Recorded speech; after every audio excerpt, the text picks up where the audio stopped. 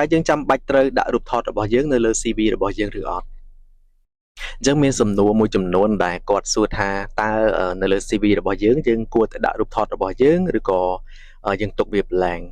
អញ្ចឹងការពិតទៅតាក់ទងនឹងសំណួរនេះគឺយើងអាចនិយាយបានថាគឺវា depend ទៅលើ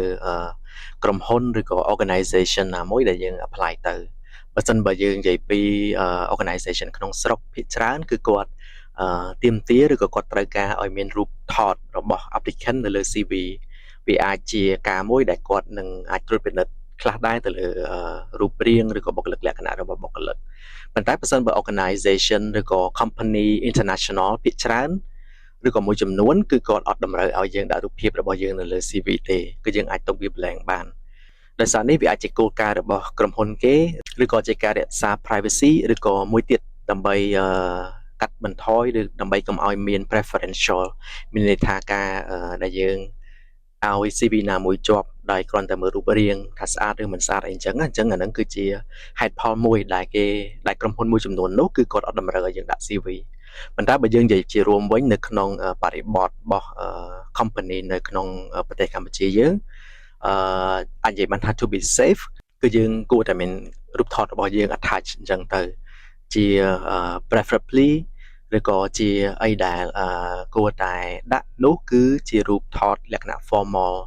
លក្ខណៈដែលយើងថតនៅ studio មានលក្ខណៈជាពាក់ smart outfit ដូចជាមនុស្សប្រុសមាន jacket មាន tie ឬក៏មនុស្សស្រីមានជា working attire ជាដើមអញ្ចឹងsomething ដែលមើលទៅ formal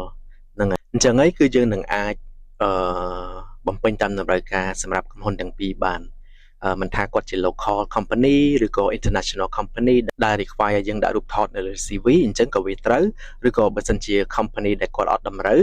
ទោះបីយើងមានរូបភាពក៏វាមិនខុសដែរអញ្ចឹងមានន័យថាគឺយើងអាច save បាទប៉ុន្តែបើសិនជាអ្នកនរគ្នាស្គាល់ពី background company ឬក៏ policy របស់ company គេច្បាស់ហើយថាគេអត់ត្រូវការអញ្ចឹងយើងអាច leave out